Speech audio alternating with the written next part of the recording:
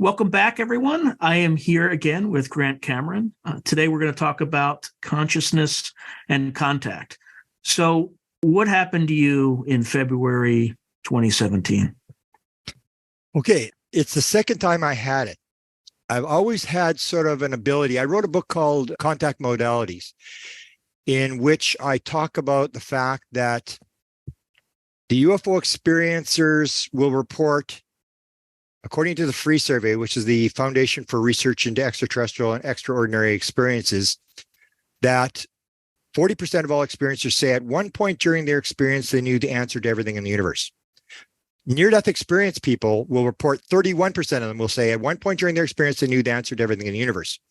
And I was actually just having a conversation with the guy who wrote Search for Zero Point, Nick Cook.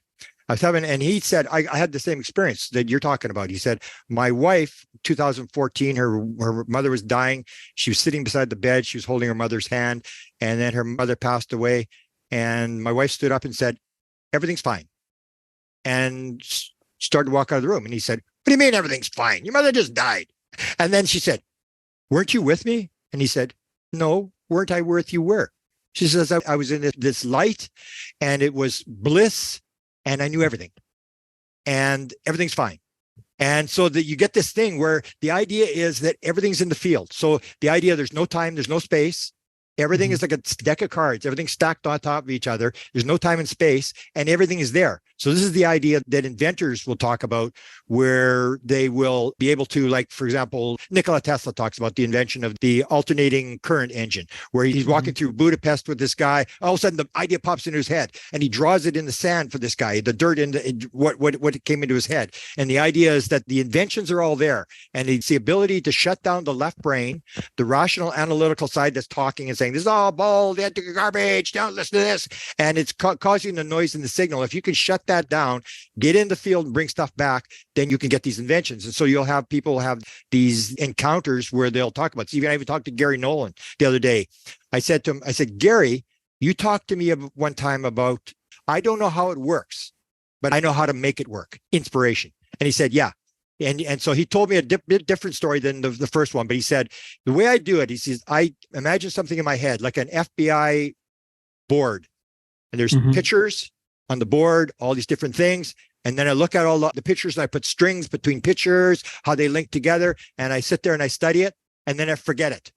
And he said, and within 1 or 2 days, the idea comes into my head, the answer to this problem. Or he'll say, I go to bed, I go through all the problems, I put beside the bed, I put it on a piece of paper. He said, within a couple of days, the idea will be in my head. That's how he solves problems. And it's this idea that it's in the field and you just have to relax. Or you'll take the guy who invented the laser, the guy who invented the hologram, same thing. They're both sitting on park benches. One guy was waiting for a restaurant to open. The other guy was sitting, he's watching a tennis game play, and they were trying to work on this problem. They couldn't figure it out or whatever. And then they relax. The left brain shuts down. They're just relaxing. They're just sitting watching a tennis game, very sort of like watching it. And they're sort of, the left brain goes to sleep. It sort of shuts down. The signal comes in and it's like, oh yeah. And they go running back to their lab and quickly write it all down. Or the Wizard of Oz came instantaneously to the guy and he's reading his kids a bedtime story and he's writing on the back of envelopes and he's madly, or Harry Potter, all 7 Harry Potter books came to J.K. Rowling's in a moment. On a train going into London from Manchester. She fell asleep, woke up, and all these names are coming into her head. She said, I didn't have a piece of paper to write all this stuff down. It's all coming into her head. And so that was the idea. So I've been able to do this sort of a little bit my whole life, where I'll be sitting there and I'll walk. So I'll walk. And then suddenly something will occur to me. And the thing that's the hardest to explain to people is it comes with absolute certainty. That's the thing that's very hard to explain to people. Like, it's not like this is a good idea or something. It's your voice, it's your mind, but it's like, wow, I never thought of that. It's like, whoa, it's like that's right. And so I could do this. And in 2012, I had the one with the consciousness download where I'm watching Colin Andrews. I didn't want to watch him, and I'm watching him lecture, and I get the consciousness download. So in 2017, I'm walking again, and I'm walking downtown, which is about 6 miles. So I walk to McDonald's, I'm having coffee, and that's about 2 miles. And then I start my walk again. And I remember exactly what street I was on, exactly where on the street I was when it happened. I'm just walking along, and all of a sudden, this idea comes into my head, and then another idea, and another idea. And what the ideas were, again, it was coming with absolute certainty. It was like, write this down, quick, quick, quick. And luckily I had a pen and a piece of paper. Usually I don't. I had a pen and a piece of paper. It was very cold. I take off my glove and I'm writing this stuff down. And what it was doing is it was saying to me the concept where not only is what you got wrong, it's exactly the opposite of what you think it is. And so it would say, is the world made out of little nuts and bolts? If it is, that's one world with certain rules and regulations. But if it's made out of consciousness, that's a whole different world. All the rules are going to change. Is it a random world or is it a pattern world? If it's random, it's one world. And then it would say, is it one life? If it's one life, then that's one world. But if it's multiple lives, then everything changes. All the rules change. And it was like this, and it was coming. And I'm writing these things down. This versus this, knowledge versus belief versus knowledge. And it was like all this kind of stuff. And it was going, and I'm going, whoa. And I'm writing it down. And then it sort of slows down. It stops. And I got maybe, I don't know, 12, 15 of them or whatever. I wrote it down, put a pen back in my pocket and my paper and started walking again. And about maybe 10 steps later, here it comes again. And I get the pen out and I keep writing and then more. And I got about 24. And luckily I wrote it down because it's exactly the same. Now I'll have like a dream. It's gone like if you don't write it down. It leaves like a dream. And like now I'll have the thing where I meditate maybe, I don't know, depending, sometimes 4 or 5 times a day. But I won't meditate for very long. I'll just sit down for 10 minutes. I'll just say, I got to take a break. Like before this interview, I said, oh, I got to take a break. I got 20 minutes. Okay. For 10 minutes, I'll just sit here and just relax. And I won't think about anything. I just relax and just sort of ease off. And then it's like, I sit there and I go into a yoga position and I sit there and I go and all of a sudden, like 15 seconds later, and it's like, comes into my head and I know, and I'm going, are you kidding me? Come on. I just sat down. I mean, can you not at least wait till and it's like just annoying. So I say, I'm not going to, and it fades, it goes away and it goes back. And I say, I don't care. I had this diagnosis that I was dying about March of last year. I was given a couple of weeks to live or a couple of months to live. Anyway,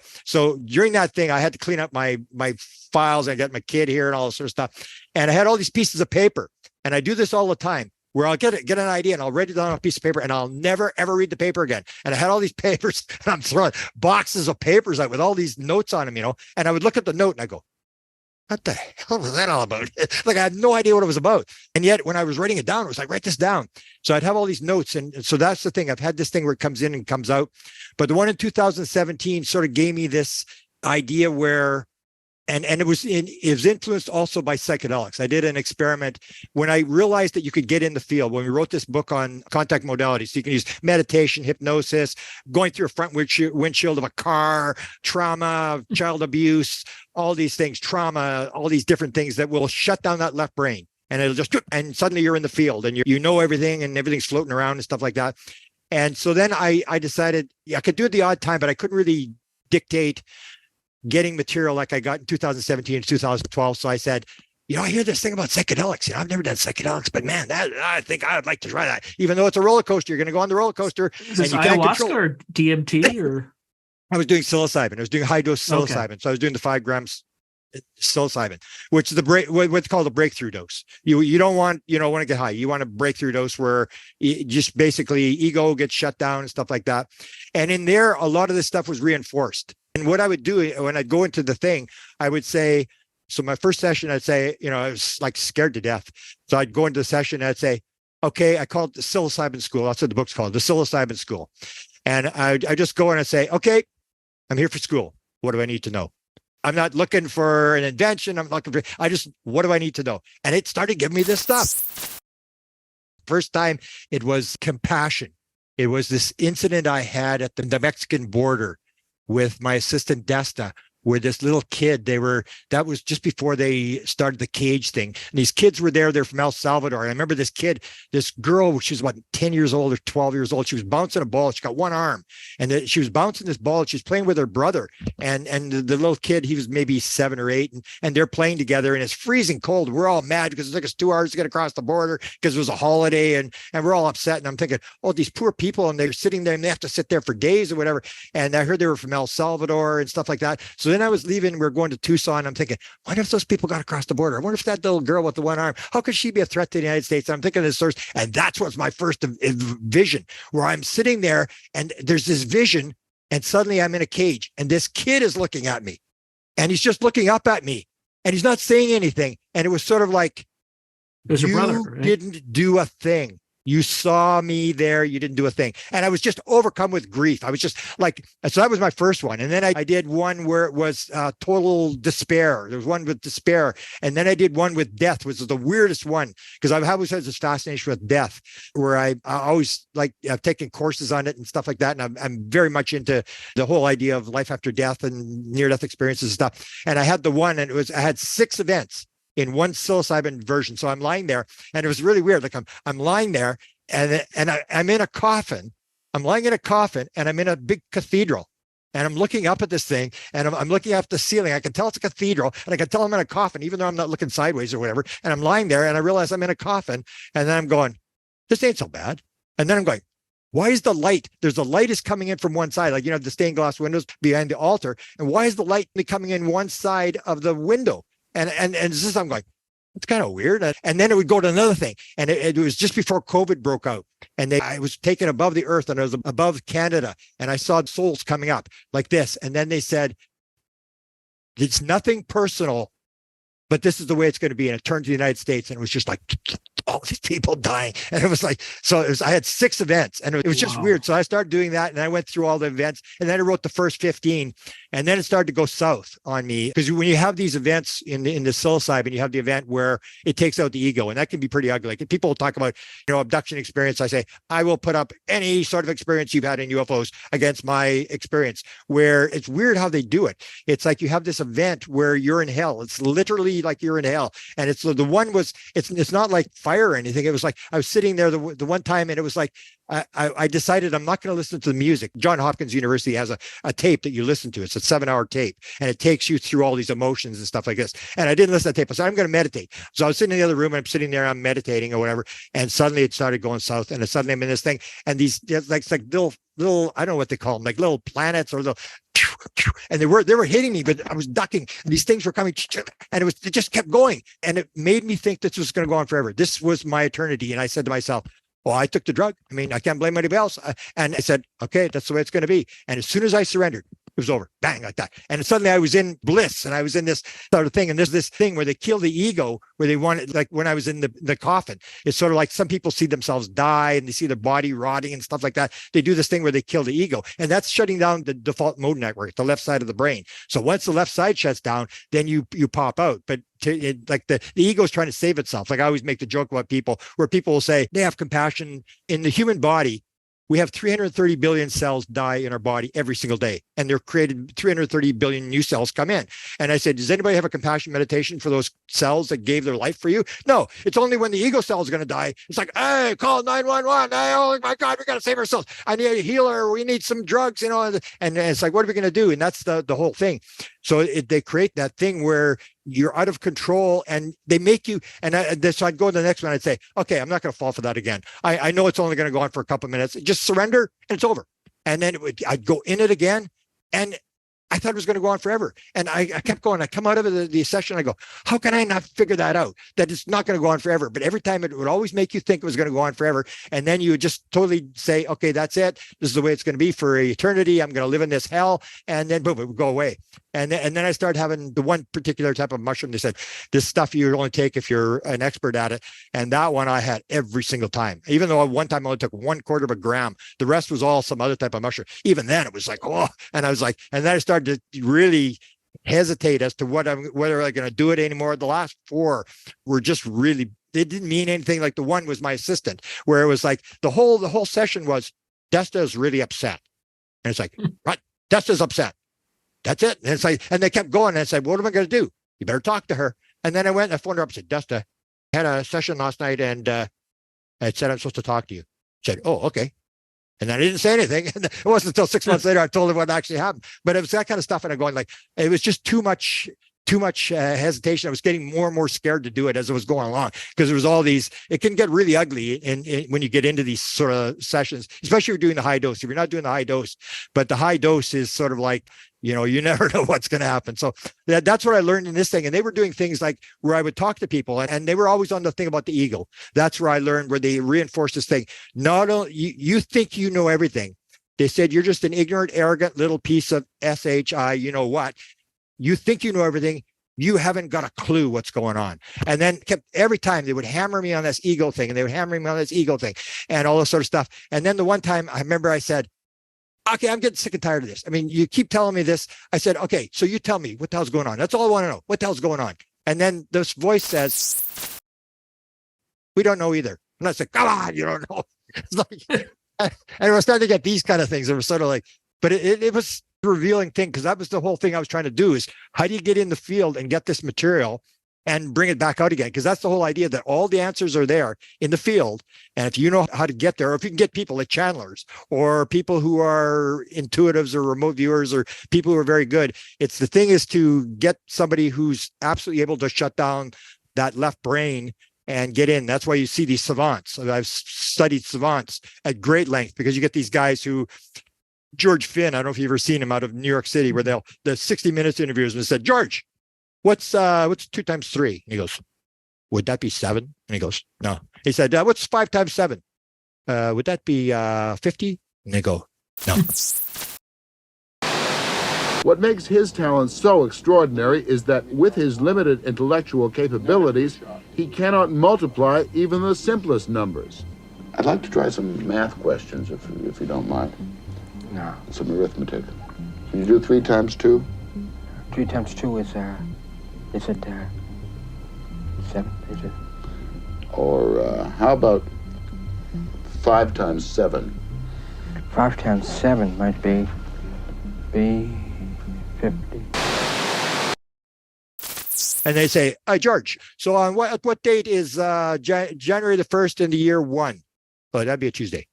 And he names all these things off. And this guy, apparently you can even ask this guy, what are the next 12 years in the future where Easter will fall on April the 1st? And he'll go, name them off like that. And he can't multiply 2 times 3. What day of the week was August 13th, 1911? Sunday. What day of the week was May 20th, 1921? Friday. What day of the week is February 3rd in the year 2068? That will fall on a Friday. What date was the third Saturday in October in 1945? It was on the 20th. So he's not calculating, he's getting it out of the field. It's popping into his head. And that's what they will tell you. They'll sit there and wait, and they'll wait for the answer to pop into their head, and then they give the answer. And that's the whole idea, is this idea there's something in the field. So that's where the concept came from. So I'm very interested in, especially trance channelers. And I've actually tried to run an experiment with, so there's channelers, there's people who we're channeling. And people say, well, you're not channeling. Yeah. Where do you think the words are coming from? I speak very quickly. I mean, anybody tells me there's little neurons in my head that are putting words in the sentence, and there's somebody doing grammar, and there's somebody doing my hands, somebody doing my mouth and stuff. I said, this is total nonsense. This is coming out of the field, and the brain is the idiot in between. It's doing the work. The processor. It's an antenna. Yeah, it's an antenna. And so you get people at different levels. So then you'll get people who are channelers, but then you get people who are trance channelers, where they actually lose consciousness. They don't know what's going on, like Edgar Cayce or something like that. So I was very interested in trance channelers and this whole concept, and I'm still trying to run the experiment. I'm trying to get people involved in this. I had Bashar, who was one of the channelers, who had agreed to do this. I had a bunch of people who agreed to do it, and COVID, and there was all sorts of problems, and people were suspicious or whatever. And the idea was that Jay-Z Knight had done a channeling where she was dealing with Ramtha. So this whole story was that she had Ramtha, and they would take her DNA. They showed taking the tests before she channeled, and then they did 3 different tests, went to 3 different labs. Then they did 3 when she was channeling. And when she was not channeling, she was French and she was female. When she was channeling, she was male and she was Icelandic and whatever. And so this is the whole idea, is the idea that consciousness may be, it's like you get this idea with multiple personality disorders, where you'll hear one has a disease, the other one doesn't have a disease, one's allergic to something, one's not allergic to something, one, their eye color changes, and people say, no, their eye color can't change, that's DNA, it can't change. And you hear these rumored stories. And so people said, oh, Jay-Z Knight, she just made it up. And I said, well, maybe she made it up, but that's a pretty simple test to run. If we can get a trance channeler, and we got a second white crow that shows this. And so I've been for a couple of years trying to get a direct trance channeler to channel when they're channeling, to get the DNA. And then you can do 23andMe. There's even a guy out of Germany. I thought I really had it. a guy out of Germany who's a physical medium. So you have all across the spectrum. So this guy's a physical medium. He makes stuff come out of his eyes and he's make people manifest from the dead and all this kind of stuff. And so he had agreed to do the test. And then I found out his control that controls him when he's trans-channeled is a former parapsychologist, German parapsychologist. They said, hey, great, man, we can get that guy's relatives, because the guy's dead. We can get his relatives. And when 23andMe comes up, it'll show all those relatives on the first and second generation. And then I found out the guy was never married. It's like, nothing's working here. But that's the kind of stuff that I sort of got into, where it was this idea that that everything's there, and that you can do it. And then so I said to Gary Nolan, and Gary Nolan says, yeah, but everybody can do that. And he said, it's not unique to me. And I said, yeah, I know that. But that's the whole point, is we can develop this kind of stuff. I wrote the book where I talk about how many songs come in dreams, how many songs come in within 5 minutes and stuff. And the best songs of all times came in dreams and came in the first 5 minutes. And how many artistic people where they're painting in the dark, and they're painting with two hands, and one is one master and one's in another master. And then you look at them and they actually look like they were painted by that guy and stuff. And you start looking at this really weird stuff, which is what Gary Nolan said. I'm not interested in the 95% I know. I'm interested in the 5% I don't know, because that's where the anomalies are. That's where the Nobel Prizes are. And the whole point is, when you and I are working on paranormal phenomena, either paranormal phenomena exist or they don't exist. If they don't exist, well, no big problem. But if they do exist, something we've got is wrong. We've got some wrong assumptions, like what they're saying to me. You think you don't understand, you haven't got a clue what's going on. It's exactly the opposite of what you think it is. And so the whole idea is to get the anomalies, and then to find people who can crack those anomalies and get in there and pull the material out. And I've found a great deal. And my ability is the only one I have, really. The odd time I'll have it in the shower, where I'll get in the shower. And again, it sort of upsets me, where you get this great idea, and then you're going like, well, does it look like I can write it down? Or the woman that wrote Eat, Pray, Love, she tells the story. It was on the New York bestsellers list for 5 years or something like this. And she's telling the story where she says, I'm writing this book, and it's the worst book I ever wrote. And said, I'm just frustrated. I don't know what to do. And then I remember this guy, he was a musician. I can't remember his name was. He was in LA, and he's driving down the freeway. And she said, he told me the story one time. He's driving down the freeway, and all of a sudden this song comes into his head, this really great song. And he says, does it look like I can write this down right here? I mean, come on. If you really want me to do this song, come back when I can write it down. Otherwise, go bug Leonard Cohen. And then she says, so she's writing this book. She says, it's absolutely terrible. And then she says, I might as well try it. What the heck? I'll try it. So she looks in the corner. She says, I just want to let you know, I showed up here. I'm doing my part of the job. And if you want to help, you can get in here and help. And she writes this book, this New York Times bestseller, this for 5 years. And so that's the thing, is people learn these techniques that you can actually do this. And it's the ability to shut down the ego and to go quiet and put the intention out there, and it will pop into your head. Yeah, there's a technique. It actually has a name for it, at least part of the phenomenon. It's called thought incubation. And I know, same thing, DIA in the early 1990s, they sent people to learn how to do it. It's basically, you have a very specific question. You write it on a piece of paper, because your subconscious is smarter than your conscious mind. And then you go to sleep and you wake up with the answer. Yeah. And that makes sense that they would do that. That's why I said they went to Skinwalker Ranch. I wrote about that in these Apports and Manifestations. They weren't interested in UFOs. They were interested in all this weird stuff. How does this stuff work? And we can figure this stuff out, because it's this technology that you can do this stuff. And they would be insane not to do it, because you've heard these stories. I remember Hal Puthoff. I was friends with Bob Emenegger, who was the producer for UFOs Past, Present, Future. And Hal Puthoff had given him all this material from the Chinese from the 1980s, these little kids who could blindfold read. And I deal with people who blindfold read. And that this is a real deal. This is the real thing. You can put a blindfold, and you can teach a kid to see with a blindfold on in 5 minutes, see colors in 5 minutes. And you can get these kids reading books, and they're sitting there and they're sort of reading like this mindful blindfold, which if you've ever put one on, there's no way you can see through them. And the kids reading the book, and you see this kind of stuff. If you're an intelligence agency, why would you not work on that? I mean, there's got to be some sort of intelligence benefit to that kind of stuff if you can do that kind of stuff. So they've been into magicians, they've been into psychics, and they would watch. That's where Chris Bledsoe said to the intelligence guy, because he's got all these CIA people, the highest levels of intelligence and military, all there. I even asked him, did they ask you how to fly the ship? And he said, oh yeah, they brought a general in, and I told the general how to fly the ship.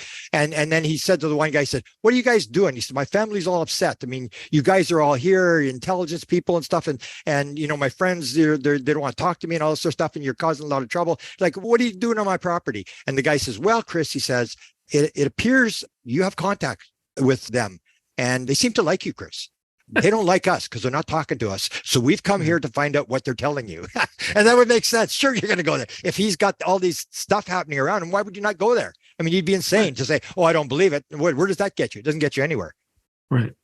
Well, yeah, you have to surveil it. You have to figure out what's going on, especially if you're trying to catalog national security threats, because you don't know if it's friendly or a threat without doing your homework. And that's why they did remote viewing, because they realized the Russians were doing it. And either you do it or you're going to get left behind. And they had these guys who could go the hypnotism thing, where they'd go into a bank and they could hypnotize the teller just by talking to her and get her to hand over the money. And that's what the Russians were working on. Can you get into Reagan's head and make Reagan think things and stuff like that? So that's the whole deal. Either you work on it or your enemy's going to work on it. And if you hear these stories, you can scoff all you want, but that may be the worst mistake you ever made in intelligence history. Yeah. Well, that's what you're talking about. It's called remote influencing. Yeah. Yeah. And the remote viewing program, I know Lynn Buchanan as an example. He was explicitly told not to do that, but he had been approached by other shadowy agencies to do exactly that. And as far as I know, he refused. But there was a newspaper report during the Gulf War where Saddam Hussein was reporting that these psychic Americans are like attacking me and this and that, and they were. Yeah.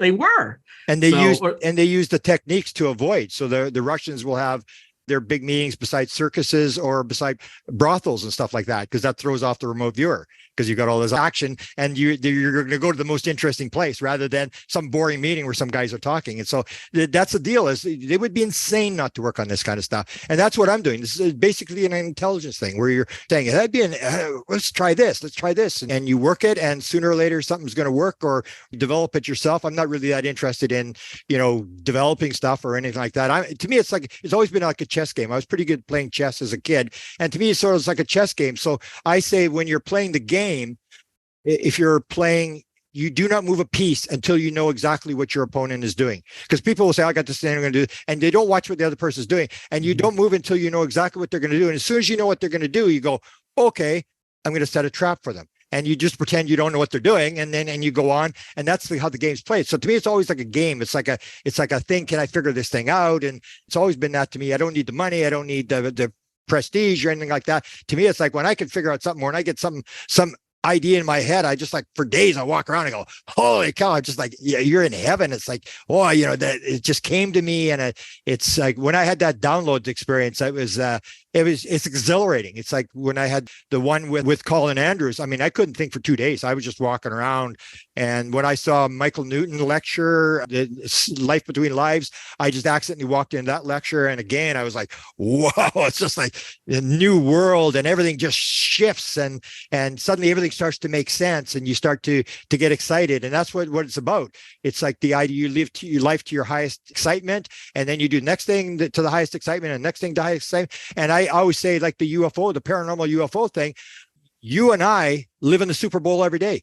People don't realize. They don't realize that you're leading the biggest story of all times, and you get to play the game. You're in the game, and most people haven't got a clue what's going on. They're living lives of quiet desperation, just taking their kids to soccer practice, watching some TV, trying to make some money or whatever. And we get to play this game. And to me, it's like, why would you not be excited about this? Because every day you can invent something, you can see something.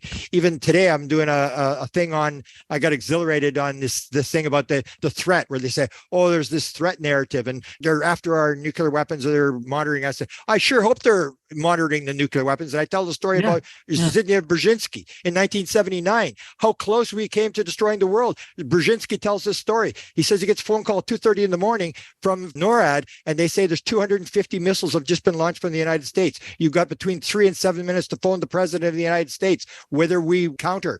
And then he said, as they're on the phone call, he said, there's now 2,500 missiles in the air. And then Brzezinski gets off the phone, and he's deciding to phone Carter. And he says, he looks at his wife, and his wife is sleeping. He said, I should wake her up and tell her. And he said, I don't know, it's over in 30 minutes. I might as well just let her sleep.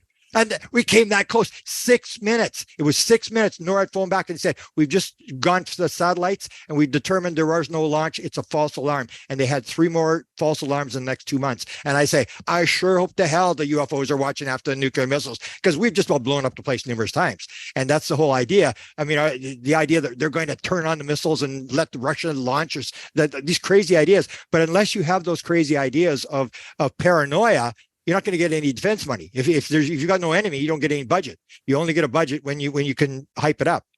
Well, if you believe Hugh Everett's many worlds theories, maybe that outcome did happen. Yeah. Yeah. Or how many times did the beings actually shut off the missiles? Because I go through the whole thing that people don't realize. I mean, if you remember this big sighting, most people know the Malmstrom sighting, but they don't know the Malmstrom where they shut down the 10 nuclear missiles.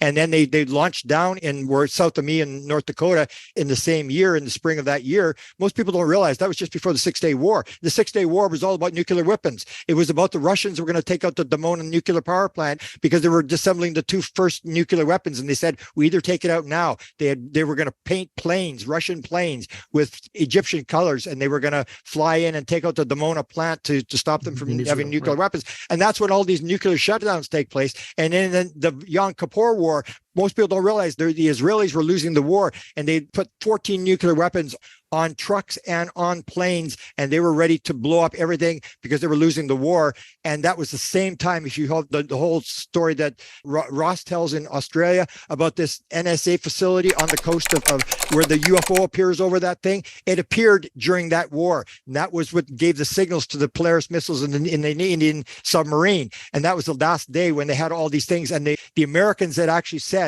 if you do not back off those weapons, we're going to allow the Russians to come in and take out Israel and to stop these weapons, because the Americans couldn't do anything. They couldn't do anything with the Israelis. And most people don't realize there's all these UFO sightings. The biggest sighting in Canada happened exactly the same time. Just before the 6-Day War, there was 2 MiG-25s flew over the Dimona plant in open daylight because the Israelis couldn't shoot them down. And this is the plane. The Americans didn't even know it existed at the time. It flew over twice. Right in between those two was the Falcon Lake incident where the guy gets burned. And he has this weird burn that reappears every couple of years. It comes back and goes. And you see all these things and you're going like, are these signals? And so maybe you don't know what's going on. Maybe I don't know what's going on. But somebody up high who knows how it all fits together says, did you see where that UFO sighting was? He knows where all the nuclear weapons and all the stuff that's going on behind the scenes that you don't know about and stuff like that. Or the cattle mutilations. I was talking about cattle mutilations. I say, like, if you got cattle, you're mutilating the cattle and you got the thing in the ship, why do you come back and drop it in the guy's yard? You do it. I said to Linda, how? You know why they do it, Linda? She said, why? Because they want you to go take a photograph of it. They want everybody to know. They want this horror show because the one guy, this Perkins guy, came up with the thing. He said it's all downwind from nuclear activity when they were detonating bombs on Area 51. That's downrange, and they're doing they're monitoring radiation. Right. So they're not interested in the cattle in the pens. They're interested in the cattle that are feeding. And the other thing was that they pointed out that a Brahmin cow, the sacred Brahmin cow from India, there's millions of them. Not one has ever been mutilated. And so you go like, what, you start picking up these signals, you go, and when I see stuff like that, I go, hey, that's pretty cool. And it's like you're getting these little clues and you start to put it together and you see it in a different world. Whereas people just say, oh, they're mutilating these cattle. And it's like, well, why would it hasn't happened for 20 years? Why did it stop? Or they got enough serum now, they don't have to make the babies with this anymore or whatever. And the more you look at it, the more you look in depth at this stuff behind the scenes, you realize that somebody up in the government is saying, did you see where they mutilated that cow? Did you see where that cow was? And they know what's going on. I don't know what's going on. Yeah, because they'll plot it and they'll see like the downwind from radioactive plumes. Or they know there's been a radioactive leak and nobody knows and only they know. And they say, holy they know. And so that's why I say I call it the theory of wow, where I say almost everything I think the UFOs are doing, it's just a theory of wow. They want you to go, wow. They're doing stupid things like why do you have lights on UFOs? They want you to see them. They want you to report it. They want you to talk about it. Why do they mutilate cattle? Because they want to make this big scene about the nuclear thing. Why do they make crop circles that people have to try to figure out? They're doing orbs now, this very complex orb thing with these structures of orbs, and they're getting more and more complex all the time. And you see all this kind of stuff, and they just keep changing it. Or you see the beings actually change. So 1890, they're flying around in wooden ships with propellers and big sails on them. And then they turn to Foo Fighters. People say, oh, they're in our airspace. In 1945, in the Foo Fighters, they were on the edge of the plane. They were that close. And that's why I say that they're saying, even with the Nimitz, I say, you take the Nimitz thing, why did they drop from 80,000 feet down to sea level in 7/8 of a second? What do you think? That's a pre-abduction maneuver? It's like, hey, watch this. Tune. And then they say to Zogar, hey, Zogar, they're coming. The jets are coming. They finally saw us. We've been sitting here for a week. They finally saw us. Go make some big bubbles under the water. And Zogar makes some big bubbles. And they go flying over. And they go, oh, my God. And they just make this big thing. That's what Jacques Vallée said. Hey, come on. It was a sighting. It was just to make the impression that there was more nuclear firepower, according to Elizondo, in the Nimitz carrier, because they have all the submarines with the nuclear weapons and stuff like that, than they're in the state of New York. And so you realize that that's why they're after the Navy, because the Navy's got all the nuclear stuff. The Air Force hasn't got any nuclear stuff except for the silos. And you start the other patterns. For example, in 1976, there was the famous one at the SAC bases along the Canadian-U.S. border. They were on the SAC bases. So in Loring, Wordsmith, and south of me in Minot. And they were there in October and November. What happened at the same time? Right in between all those incursions inside the nuclear weapon storage areas of the 3 SAC bases was the abduction of Travis Walton. And you start going, oh, and when I had my sighting in 1975, I didn't know. I went to the guy who owned the airport, and it was a small town, 2,000 people, nothing there, no industry, no military, no nothing, just farming community. And I went to the Bob Deemer, the guy who ran the airport, and I said, Bob, it's been 30 years now. I said, well, why did they come here? Why did they come to this little dinky town? And he said, you know why they were here? I said, no, I don't know why they were, Bob. He said, I told you in 1975 why they're here.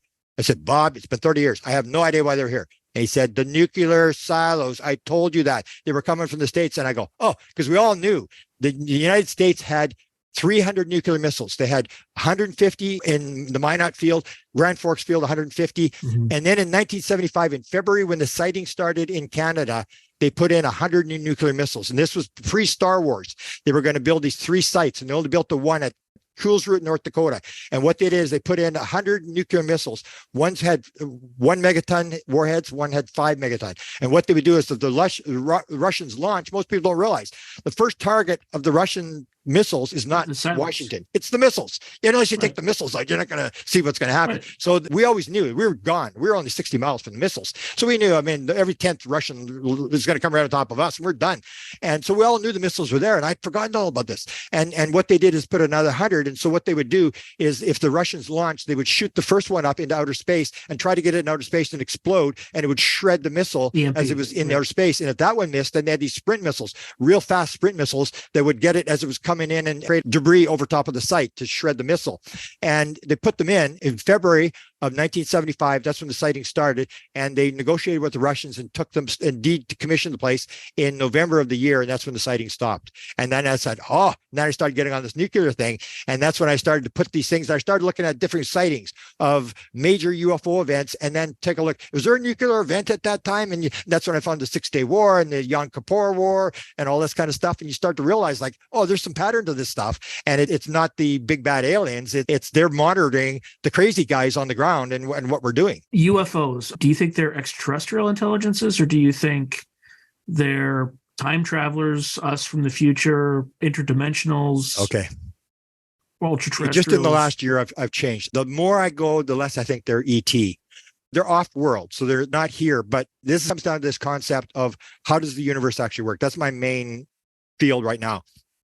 So is there time and space? If there's no time and space, how big is the universe? It may be just a point in space. And so when you talk to the people who fly the ship, I had 36 people, and I didn't make public because there was none on the internet. So they couldn't get it from the internet. So I gathered all these, and you'd have this repeated pattern where they would say, you'd be inside the ship, like a retired Air Force colonel, finds himself on the ship. And then you start to see there's crossovers between all sorts of spiritual stuff going on. So the guy's sitting there, and then they would say to the guy, there's somebody behind him, which I didn't realize until I heard Jim Semivan talk about it. There's somebody behind him. And they say, go ahead and do it. And he says, I don't know what to do. And then the voice behind him says, you know what to do, just do it. And then he sees this panel, and he goes and puts his hand on the panel. And he said, as soon as he puts his hand on the panel, he becomes one with the craft. And he says he's flying the craft. And then he takes one hand off, and he's waiting for the thing to stall. And he takes the other hand off, and he's like, what the heck? And he's got his hands off, and he's flying this craft. So he has this thing behind him. So when Jim Semivan's talking about it, and then he's being interviewed by James Iandoli, and James is trying to get him to talk about his sighting, his beings inside their bedroom. And he doesn't really want to talk about it. And then so James is getting frustrated. He says, well, was there any telepathy involved? And he said, yeah, that was the interesting part.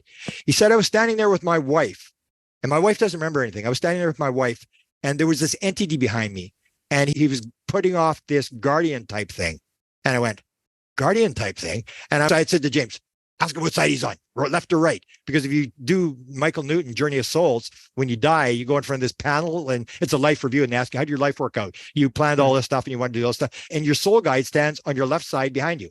And I'm thinking, I wonder if that's a soul guide behind these people on board the ship. It could be you. It could be your higher consciousness. Yeah. Well, that's the whole deal. It's all one thing. It's all consciousness. It's all just one thing. And we're all connected. That's where the ayahuasca thing, where you have the ayahuasca and you suddenly realize everything's alive, conscious, and connected. And it's this idea that everything's together. Or they would say to people, for example, a lot of them, they would say to them, Ron Johnson out of Utah, he said all his were out-of-body experiences, except for the first couple. But he said they were out-of-body experiences. And then he said he was sitting there and they say to him, where would you like to go? He said, I'd like to see the Milky Way from a distance. And they said, okay. He's sitting in this chair and he's got his fingers in this chair. And he said, the chair is like it's built for him. Like it actually built a chair for him. And he's sitting there. And then they say, it's within you. Go within yourself. And it's like remote viewing. So when you say to somebody, okay, here's a target, 764-321, the guy doesn't say, okay, hang on, I'm flying there right now. I'll be right there. He goes, I'm at the target. And the whole idea is it within you? And if you hear Stephen Greer there's a lot of these, when I started finding it, the Bible says the kingdom of God is within you. The Sufi expression says you see yourself as a puny being when within you the universe is enfolded. So if it's all consciousness, it's all within you. And you have this idea, for example, an out-of-body experience. A lot of people, Betty Andreasen, wrote 6 books on her abduction experiences. She talks about this thing where they bring her back in this glass orb thing. She goes on these different beings and she's doing all this kind of stuff. And then they take her home. And she says, oh, I was so glad to be home. They dropped me off in the backyard and my trailer was there. And I went running to the trailer. I went in the trailer and there was my husband sleeping there. And then I saw myself sitting on the side of the bed. And I got into my body and went back to sleep. And that's the whole thing. People describe this. So if you have an out-of-body experience, and a lot of people, the head of MUFON for Japan had 22 experiences last year, and he said every single one of them was he was a meditation expert. And he said they're all out-of-body experiences. And he would go to the ship and he would deal with the beings and interact with them and stuff like that. He says it's all out-of-body experience. And so that's the whole idea. If it's all conscious, it's all one thing. It all may be within you. There is no out there. That's what John Wheeler, the physicist, said. He said there is no out there. And it's this whole idea that it may all be within us.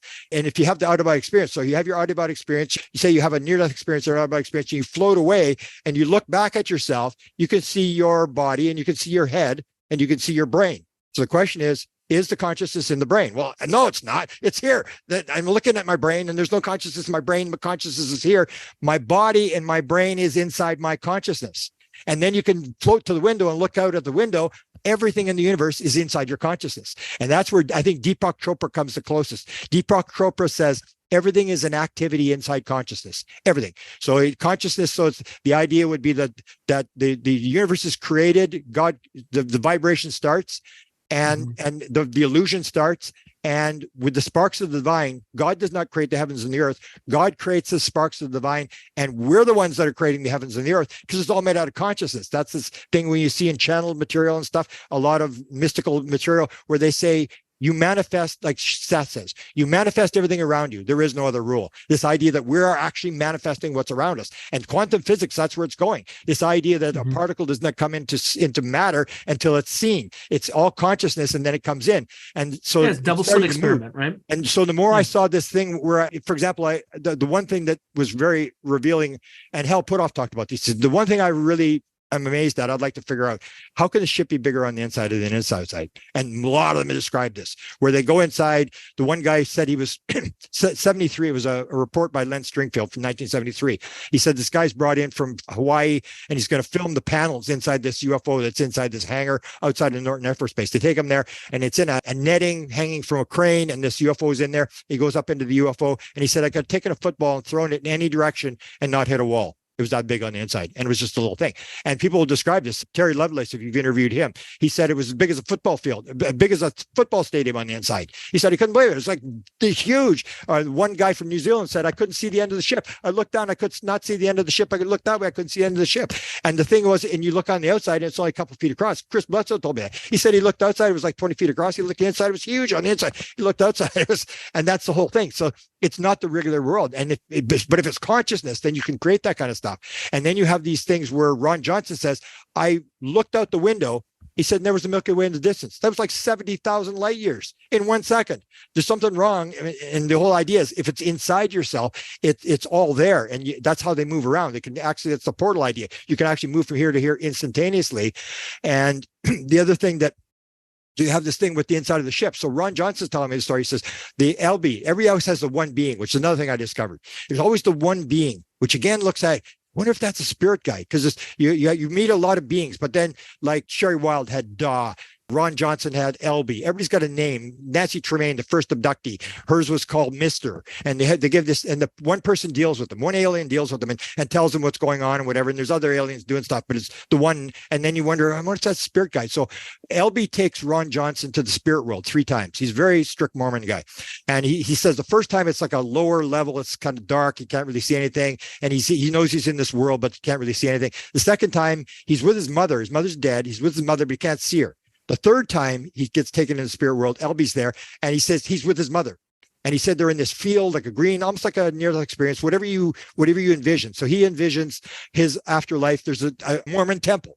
It's like a temple in Nephi, Utah, he said, a small temple. And as he says, he sees this temple, and his mother says, when you die, Ron, you're going to get a room in that building over there. And he says, oh, great. And then he says, it opens up. So the building sort of opens up, and he can see his father has a room in there. He can see his father inside this building. And then he goes in the building, and there's all these pictures of his mother on the wall and stuff like this. And he said, I walked in the building, and he said, it was like 10 or 100 times the size inside and outside. I said, hey, that's what the UFO people say too. So is he in a near-death experience? Is he in heaven? Is he in a paradise? Or is he in a UFO experience? Is he being abducted? And that's the whole idea, is you start getting these crossovers where people will describe the out-of-body experience. They'll describe this sort of thing where people are behind them. There's a bunch of them. I started to discover that there was all these crossovers, or the idea that people knew the answer to everything in the universe, or 37% of all experiencers have had near-death experiences. And it's like, what's the chances that you're going to have a random near-death experience and you're going to be randomly abducted? And then you start thinking, well, maybe this is not random. Maybe these are intentional things to learn lessons. And you start seeing these crossovers. And that's what, if you've ever interviewed Ray Hernandez, he's the guy that did the survey of the 3,000 experiencers. And he was pulled. He saw a consciousness lecture from me. 2 days later, he's in Miami on a freeway, and he gets pulled. And he said he's listening to NPR radio, and he said next thing you know, he's up in somewhere, and there's this wheel spinning, and then the wheel has all these different things. It has remote viewing, it has psychic phenomena, near-death experiences, UFOs, all this sort of stuff, and all these different things. And the wheel is spinning, and these beings are saying it's all the same thing. You got to quit parsing it. It's all the same thing. And that's the whole idea, that it's all these different variations, and that the beings. So what I see is that the beings, maybe it's all the same thing. They can be dead people. You can see dead people on ships. They all have access to the same thing. So when my father died in 2006, he was kind of a skeptical guy. And I remember he told my mother, and my mother told me, he didn't tell me, but he told my mother, he said, 2 days before he died, he said, my father was here. And my mother said, oh, really? What did your father have to say? He said, it was just here. That's all you need to know. And he died in 1956. So the question is, was that really his father? If his father materializes into the physical, is that his father? He'd lived 1,000 different lives. Why didn't he come as a guy in Rome or something? Because my father wouldn't know who he is. There's a guy by the name of Yossi Ronan who says he was told that his beings were green, and all the beings are different. I don't care what he says. They're all different. People will call them grays, and when you start getting them to draw, they look completely different. And we're all different, and they're all different. So Yossi Ronan talks about this thing. He said the green being, it looked like a gray, except it's green. They said to him, when we come into your world, we have to take on a body. And we can take on whatever body we have to take on. We don't need a body. You don't either. You just don't know it yet. And this is his whole idea. So they come in and they'll play whatever. And Barbara Streisand's stepson is an experiencer. He told me, he said, when they came to him, they proved to him that they were something. He said, are you beings? He said, if you're actually extraterrestrials or whatever you are, he said, put something in my head that I'd already know. And he said that when they come into the world, what they told him is they come into your head and they use what's in your head to build a lesson for you. And that's all they can do. They can't put stuff in your head that ain't there. So if you're in fear, they're going to use fear to teach you a lesson. And that's when you see people have these angelic beings where they're seeing, sort of like energy beings. And some people are seeing grays and these real hideous type things. And that's when John Mack, if you've seen the lecture between John Mack and Bud Hopkins, they're doing a debate thing in Boston. And at one point, John Mack says, Bud, he says, it's really strange here. She says, I'm the psychiatrist here. You think I'd be getting all the real bad ones? He said, actually, I'm getting all the spiritual seeking ones, and you're getting all the bad ones. And maybe that has more to do with you and I. And that's this idea that we influence. We think that we're separate. It's all one thing. We're not separate from what's happening around us. We have to realize that we're part of what's manifesting around us. We think it looks separate, so it is separate. Or the idea that I say that one of the best stories I've heard in terms of what is actually going on is Leslie Kean. So Leslie Kean did the UFO thing. Then she did the near-death experience. And she does an interview with Stuart Alexander, who is her medium. And she's in the room. Stuart Alexander's in the medium box, whatever. And it was all tied up and all this kind of stuff. And she's sitting at a table. And she said this happened a number of times. All I want to ask her, and people out of this question said, Leslie, I was wondering one thing. Did that hand really appear? And she said, yeah, it actually appeared. And I said, well, tell me the story about the hand. And so she says, I'm sitting there.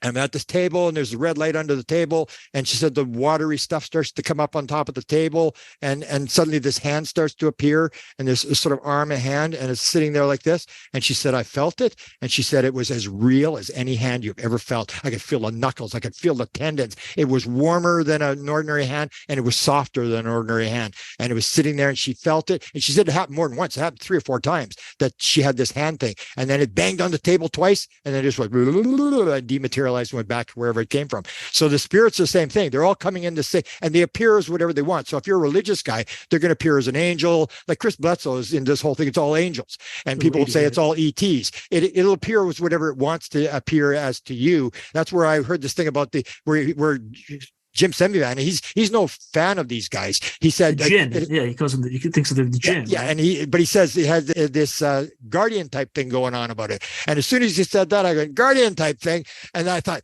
is it on the left side? Because it's on the left side. It's a spirit guide, and they start wondering like, what is he actually? He interprets it to be an entity. But all the people that I talk to, I'd say, for example, who are the people behind this? I don't know. I don't know if it was aliens. I don't know if it was beings. It was just somebody behind me. Or the one guy said I wasn't allowed to look back. And this is the whole idea that these people all describe these people. So why would the beings stand behind you? And why would you not be able to see them? It's like, it's something else going on. And you start wondering what's really going on. And this whole idea that it can appear as whatever it wants to appear and teach it whatever lesson. So they could all be the same thing. It could be an ET one time, same as you, or people say, oh, the ETs are bad. The Greys are bad. And they say, well, if reincarnation is a fact, get ready. What happens if you wake up, you die today and you wake up tomorrow as a Grey? Are you now evil? I mean, it's like everybody gets to play the roles. As Shakespeare said, all the world's a stage. All the men and women are but actors. They have their entrances and exits, and each man plays many roles. And that's, I think, is actually what's going on. That we are not the actor on the stage. We are the person watching the actor on the stage. And we get caught in that we played King Henry VIII in grade 12, and now we're King Henry VIII. No, you're not. You're no longer King Henry VIII. You played King Henry VIII. And that's when Whitley Strieber told the story. And I said to Whitley, I said, it's the best story I've ever heard that you ever told. And he said, when Anne died, she came to him later and she said, Whitley, I am no longer Anne, but I'll always be Anne to you. And for you. I said, that's exactly how it works. That she's off to do another role. And thank you for the role. We played a great thing. And thank you for being my husband and stuff like that. And that's where I see it. I see this idea that we're making this, the mistake. I say, every mistake we make is, especially when it comes to evil, I say all that's evil, considered to be evil in the modern world, is created by one thing and one thing only: the mistaken belief in separation. That we believe we're separate. We're the good guys, they're the bad guys. We can take their stuff. We're fighting. It's like a football game. So you and I are fighting, and the referees are always pulling for you, and it's unfair. And I got to be born in Winnipeg, the coldest major city in the world. And if I'd been born in the United States, I would have done something. And it was a victim. And they play this victim, and I'm this thing. And if you suddenly realize that you played this role and that you are in control, and that if you would at least accept the fact that you're responsible for whatever happened to you, even if it wasn't your fault, then you can start to cure yourself. But as long as we have this thing of separation, we go into the huddle, and I say, who wins the Super Bowl? It's the team that goes into the huddle where everybody does exactly what they're supposed to do, just like on an alien ship. There's nobody's running the show. Everybody's doing exactly what they're supposed to do. And the way we work at these days is you go into the huddle and they say, what? You want me to block? Are you kidding? I'm not going to block. I'm going for a pass. The hell with you. And everybody's doing whatever they want. And that's why it all falls apart, because everybody's doing their own thing. They're into this individual thing rather than realizing that the team thing actually works, that when everybody's working together, it works. Like the United States of America. I even have this thing where the first coin in the United States of America was the 13 colony coin, and it has "We are one."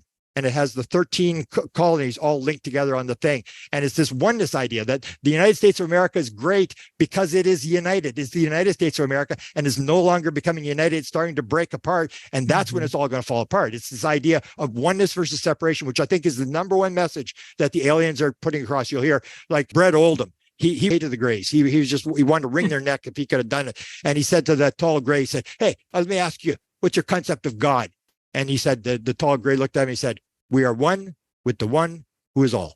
And he said, I was so shocked. He said, I had to sit down on a chair. I couldn't believe he had said it. And Bashar says, the one is the all are the one.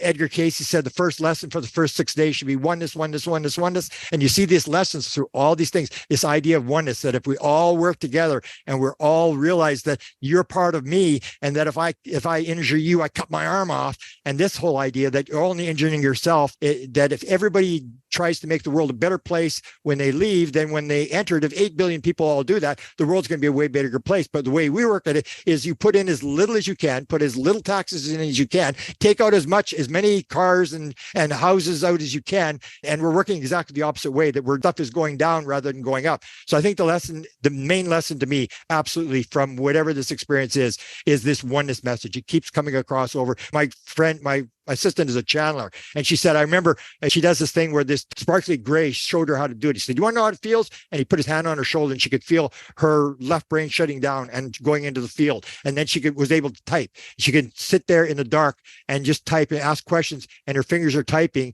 And then the next morning she reads what she wrote to the answers to the questions. She said, I remember the oneness thing. Every time she'd have to go capital one, because everything was oneness. There's this idea. And I think that's the main message of whatever's going on. So I think it can play whatever role it wants. The same as in 1896. I mean, these guys had the guy hanging off the rope, and they said, where are you from? And they said, oh, we're from Mars. And they go, oh yeah, because we had canals. We saw the canals on Mars.